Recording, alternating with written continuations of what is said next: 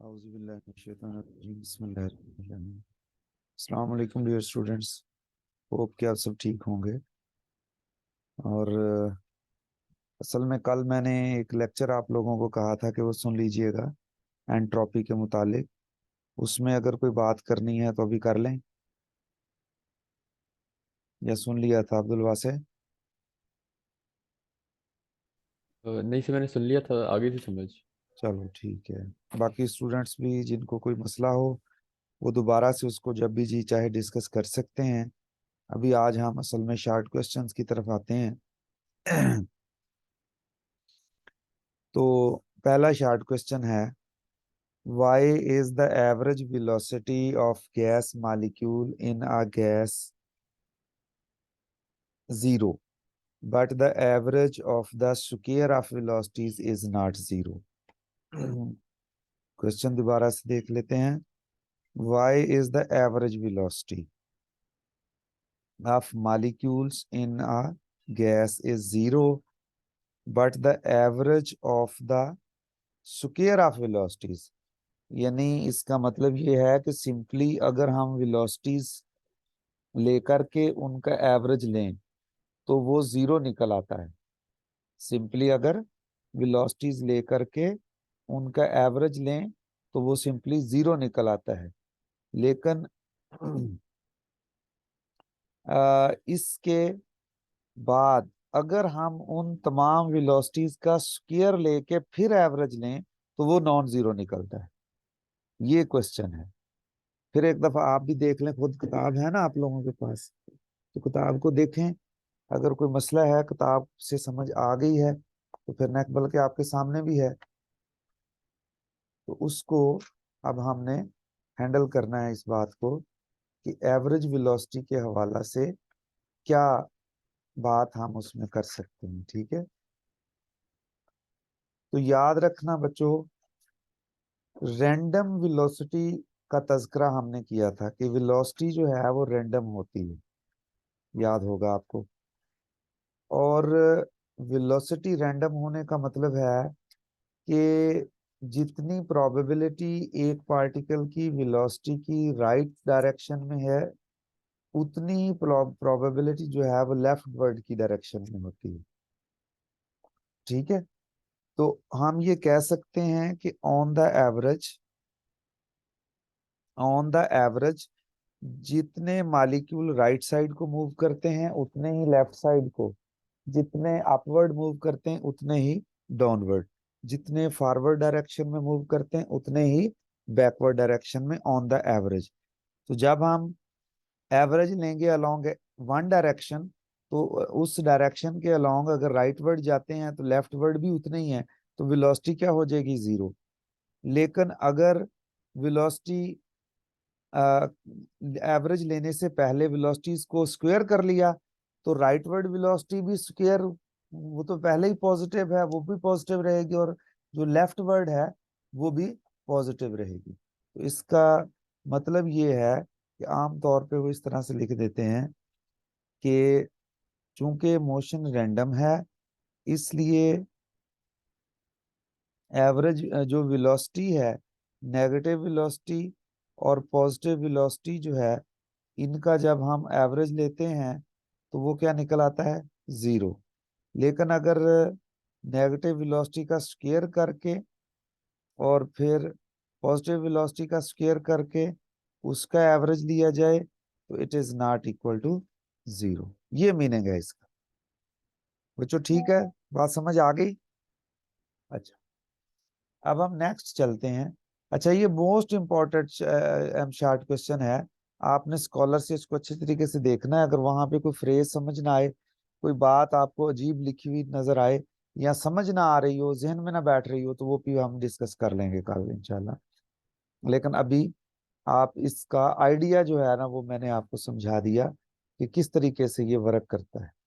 तो अब नेक्स्ट चलते हैं। नेक्स्ट,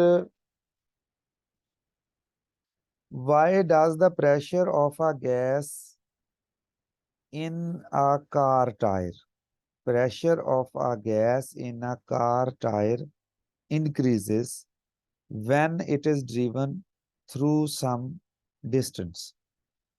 अच्छा, अब ये बात आपने समझनी है कि ऐसा क्या कि प्रेशर इंक्रीज क्यों होता है। तो बच्चों, जब गाड़ी चलती है या गाड़ी को आप ड्राइव करते हैं, एक्चुअली टायर और रोड के दरमियान जो फ्रिक्शन है, ठीक है, उस फ्रिक्शन को ओवरकम करने के लिए जब ये गाड़ी चलती है तो टायर कुछ वर्क करता है। यानी गाड़ी को टायर के थ्रू कुछ वर्क करना पड़ता है। क्या करने के लिए? In order to overcome the road friction. अब हमें पता है कि जब कभी भी किसी जगह के ऊपर फ्रिक्शनल फोर्सेस हों तो जो वर्क डन होता है वो in the form of heat dissipate होता है। बच्चों ये बात याद रख लेंगे, in the form of heat dissipate होता है। अब उस हीट की वजह से जो कब प्रोड्यूस हुई है? जब रोड फ्रिक्शन को ओवरकम करने के लिए गाड़ी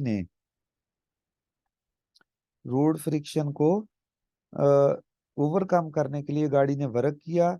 वो energy in the form of heat यहाँ पे डिसिपेट हुई। उस हीट की वजह से टायर के अंदर जो गैस है उसका टेम्परेचर इंक्रीज हुआ। और हमें पता है कि टेम्परेचर के इंक्रीज करने से अगर गैस का वॉल्यूम कांस्टेंट रखा जाए तो फिर उसका हीट के वजह से टेम्परेचर इंक्रीज होने की वजह से उसका प्रेशर इंक्रीज हो जाता है। क्योंकि प्रेशर एवरेज काइनेटिक एनर्जी है और टेम्परेचर भी एवरेज ट्रांसलेशनल काइनेटिक एनर्जी है। तो फिर जब टेम्परेचर आपने बढ़ाया तो आपने ट्रांसलेशनल काइनेटिक एनर्जी बढ़ा दी, जिसकी वजह से प्रेशर बढ़ गया। ये तो थी अंडरलाइंग बात। अब ज़ाहिर है किताब वाला या कोई भी गाइड बुक वाला जो है वो कोई सिंपल करके चीज़ों को लिखते हैं ताकि स्टूडेंट आसानी से याद कर लें। तो इसलिए उन अल्फाज का मीनिंग ये होना चाहिए, अल्फाज जितने भी सिंपल हों, जो मीनिंग आपको समझा दिया, इस तरह का होना चाहिए। A system, third short question है, a system undergoes from P1 V1 to state P2 V2 as shown in figure.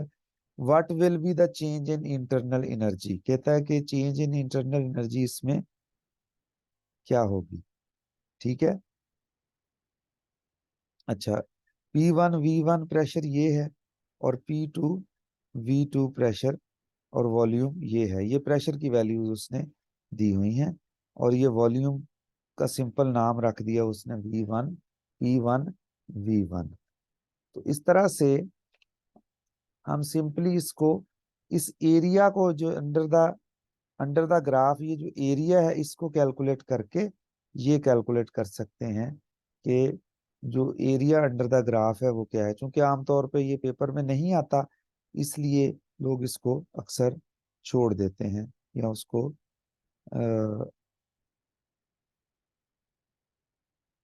ये मैं स्टूडेंट आया हुआ है, इसको एडमिट कर लो।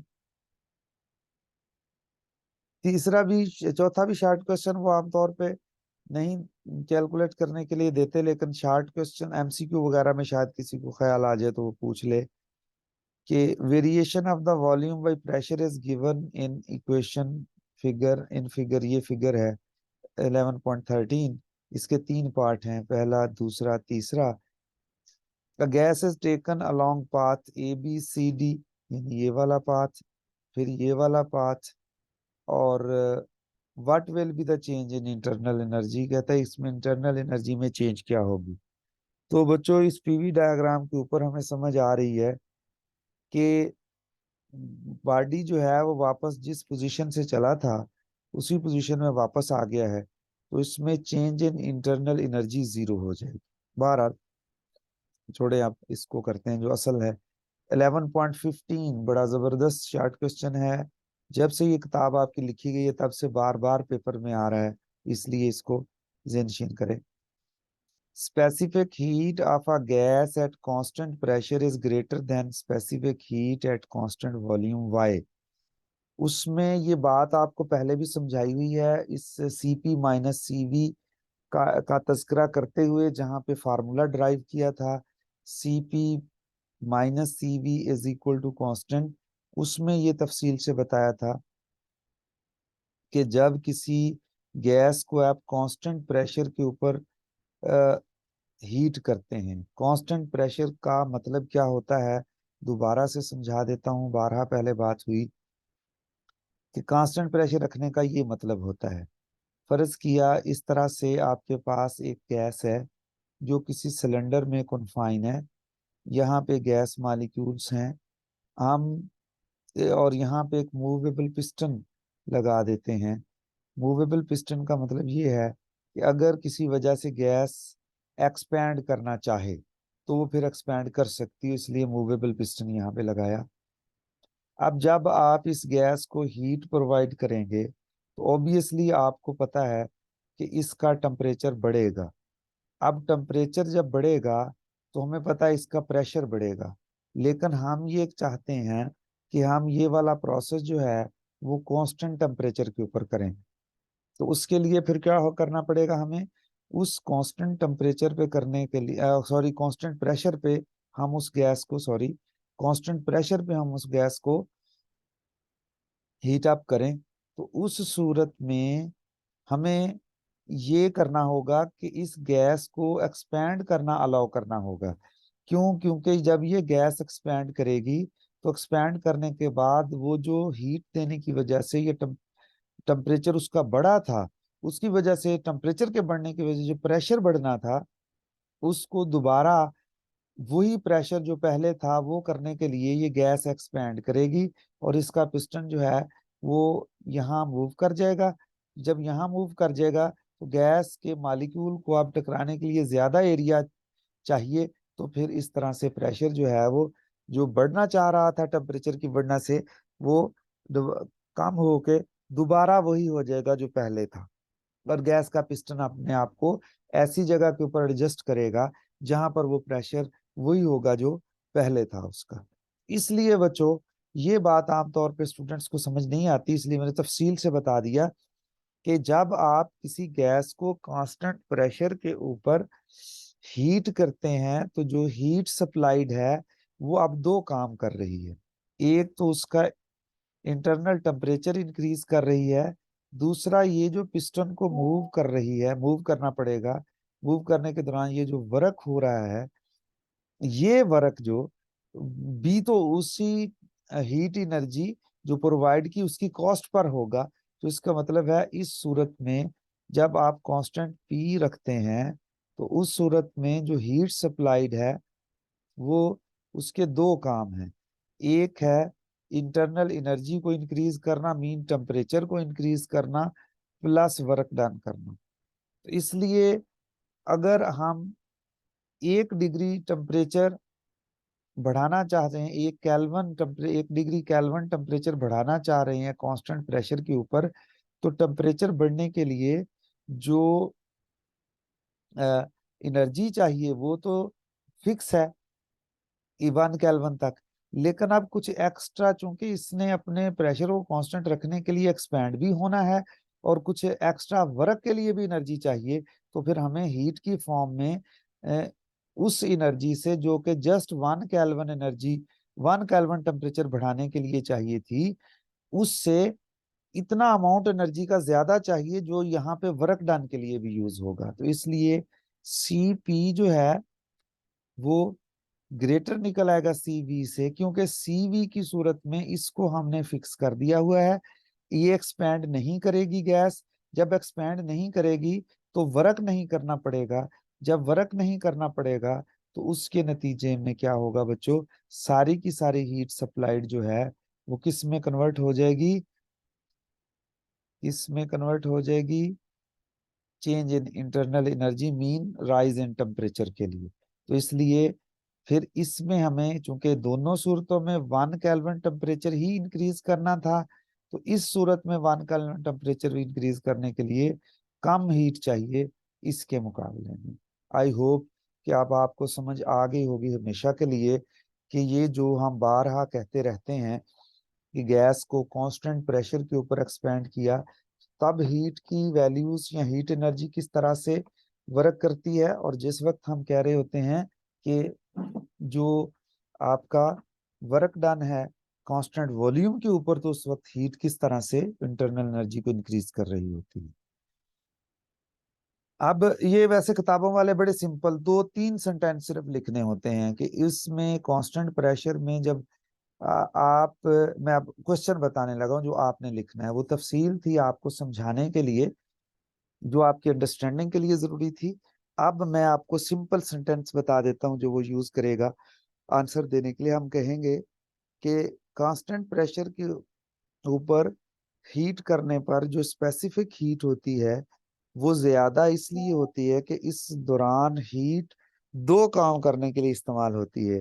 कुछ हीट जो है वो इंटरनल एनर्जी यानी टेम्परेचर को बढ़ाने के लिए इस्तेमाल होगी, और बाकी मादा हीट जो है वो वर्क डन के लिए इस्तेमाल होगा, वर्क डन करने के लिए, क्योंकि गैस को एक्सपैंड होना है किसके लिए, अपना कांस्टेंट प्रेशर मेंटेन रखने के लिए। एक सेंटेंस एक बात हो गई।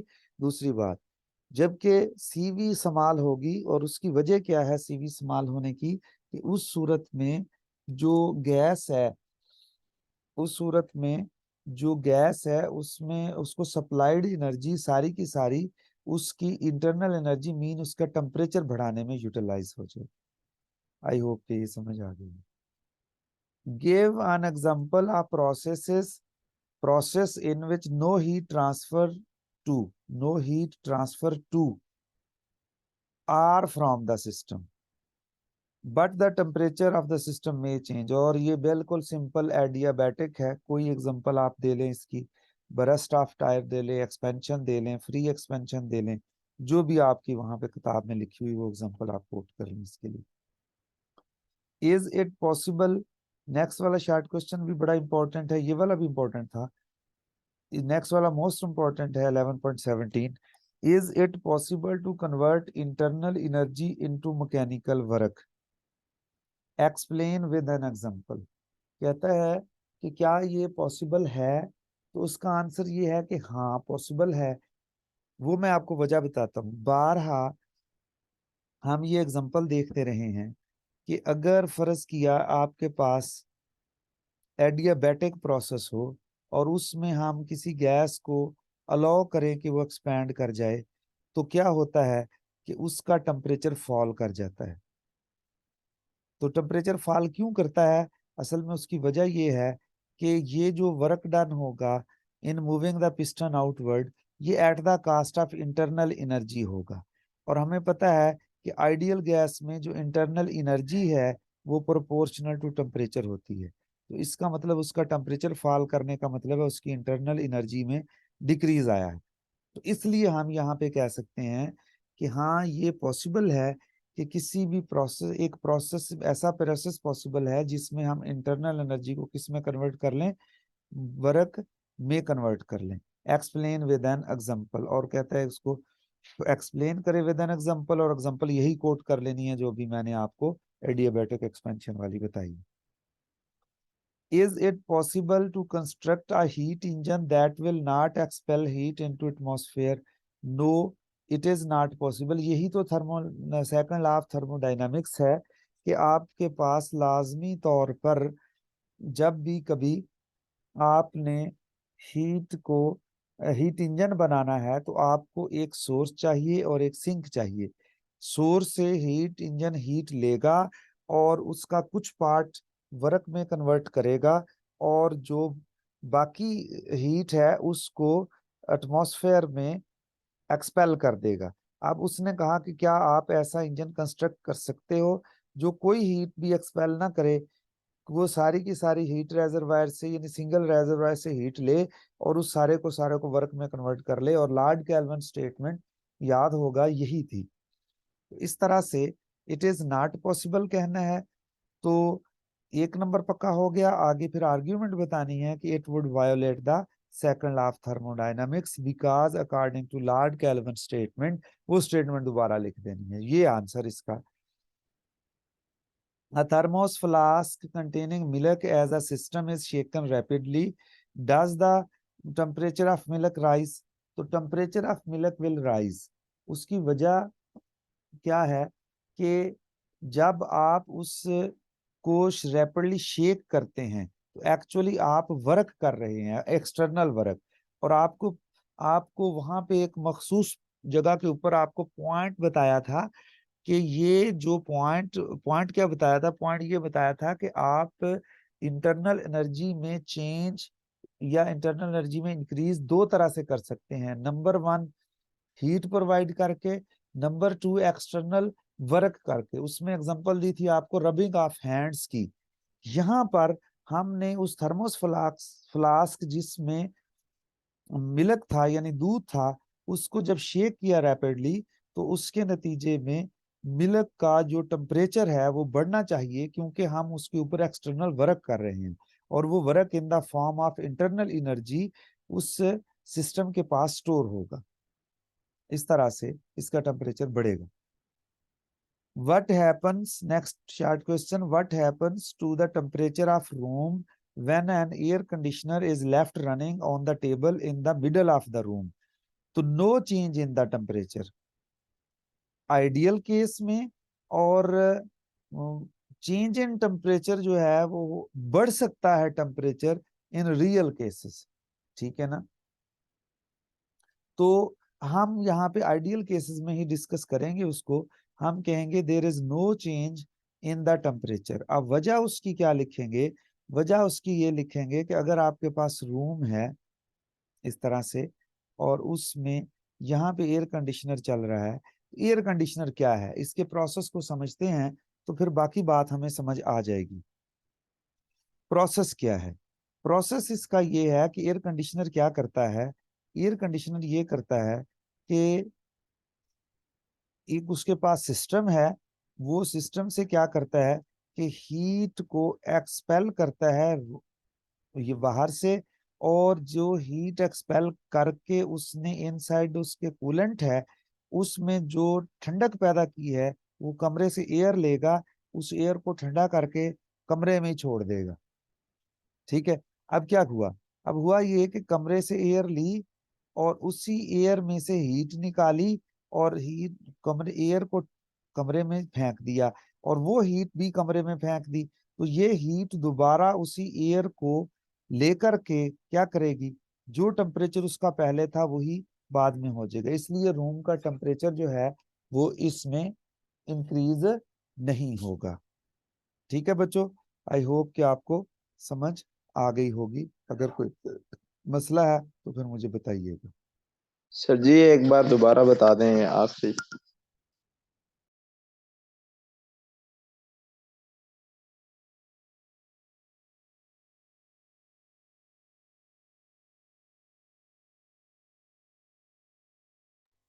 हाँ जवान, मैं बताता हूँ। मैंने ये बात आपको बताई है कि एयर कंडीशनर है। एयर कंडीशनर का आपने देखा होगा, आप लोग जो है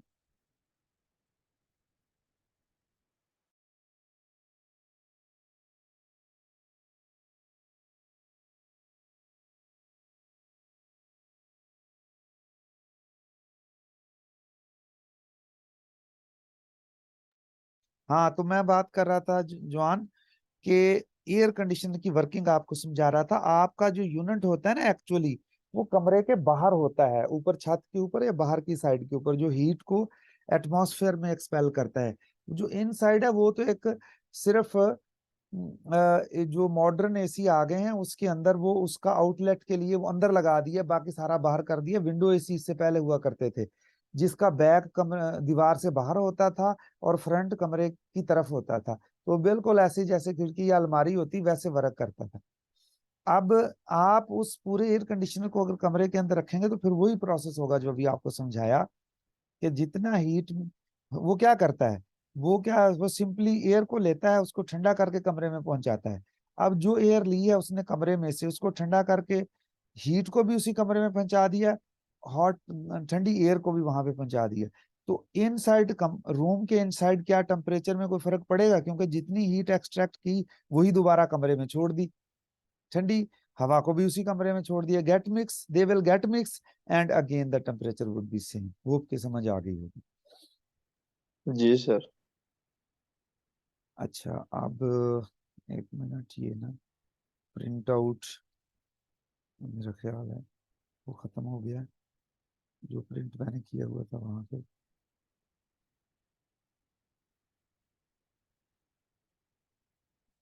पेजेस जो हैं वो मैं प्रिंट कर लूँ, माजरत। 268 से लेकर के 269 तक।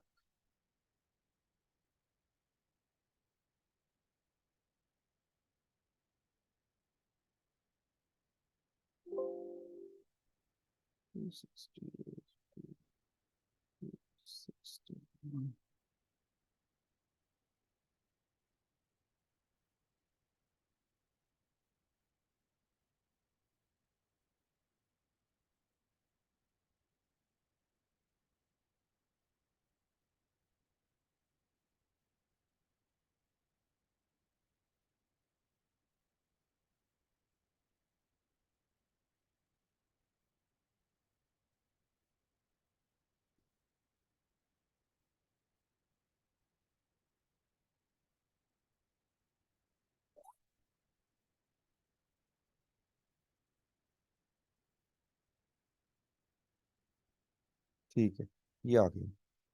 मैं अब ना शेयर कर लूँ स्क्रीन, बल्कि शेयर हो रही होगी screen.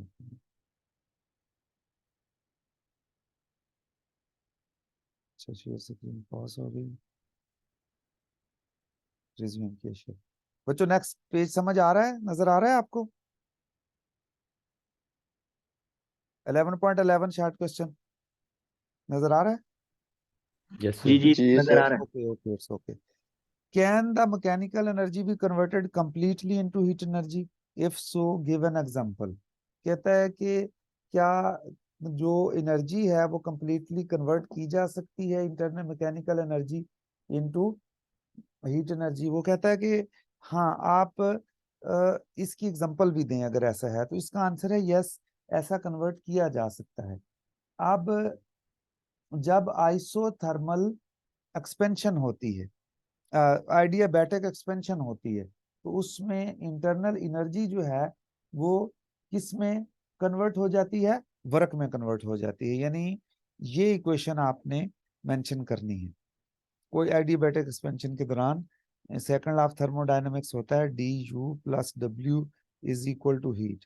No heat enter or leave the system, तो D U is equal to minus W. अगर एक्सपैंड करती है तो तब भी, अगर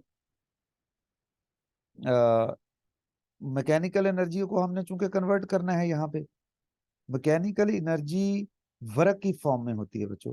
और वर्क, जो हम वर्क करते हैं, mechanical energy in the form of work होती है। ठीक है, हम जो करेंगे, और वो वर्क जब किसी सिस्टम के ऊपर करेंगे ऐसे, तो उसको क्या करते हैं? कंप्रेस करते हैं। जब कंप्रेस करते हैं तो उसका ये जो फ्रिक्शन की, अगर फ्रिक्शन मौजूद ना हो तो ये जो वर्क डन है वो सारे का सारा किस में कन्वर्ट हो जाएगा? Internal energy.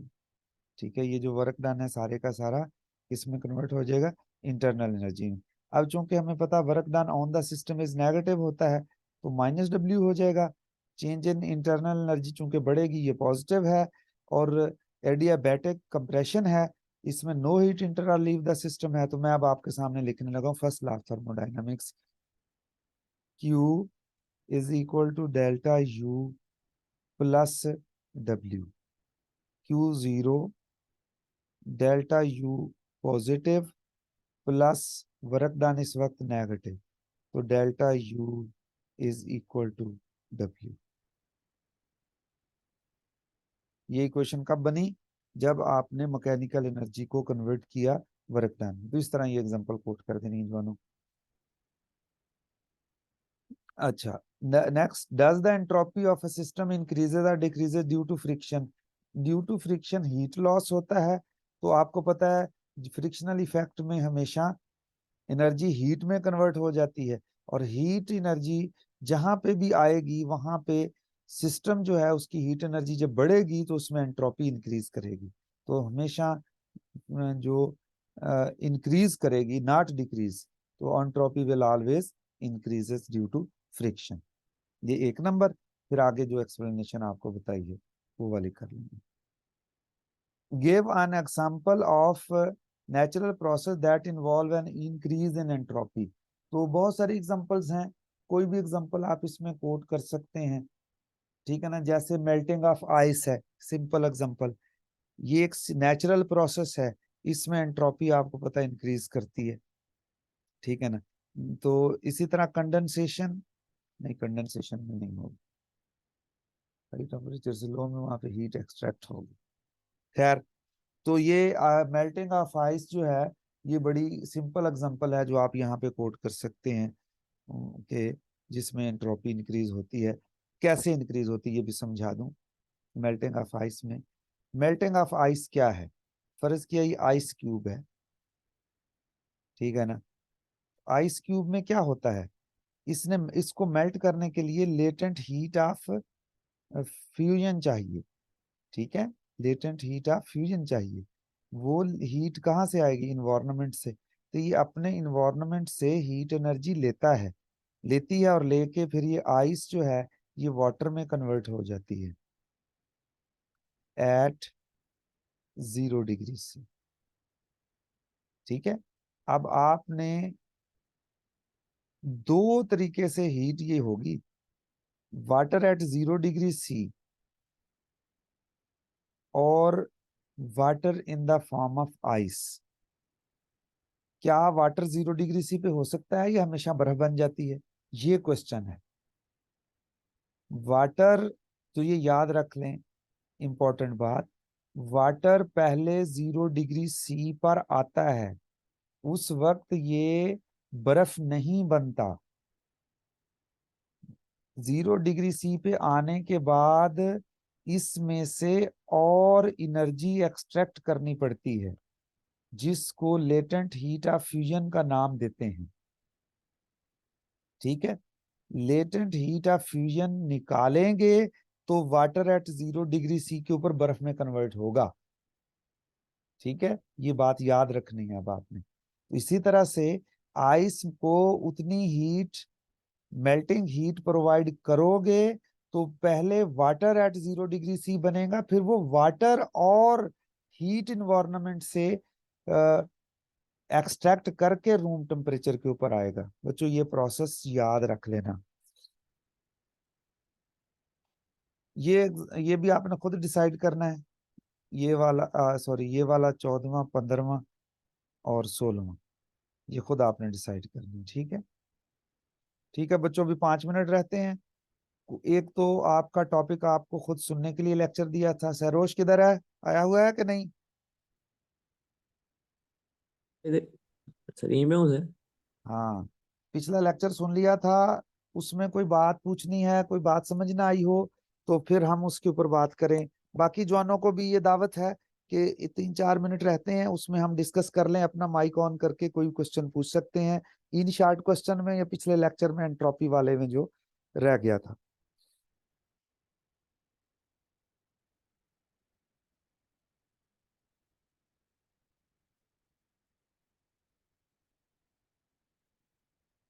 जवानों चुप ही कर जाते हैं, कोई क्वेश्चन नहीं पूछना कि सोए पड़े हैं, या लेक्चर रिकॉर्डिंग पे लगा के आप चले गए हैं कि भाई हाजिरी हो जाए तो कोई मसला नहीं है, बाद में लेक्चर रिकॉर्डेड सुन लेंगे।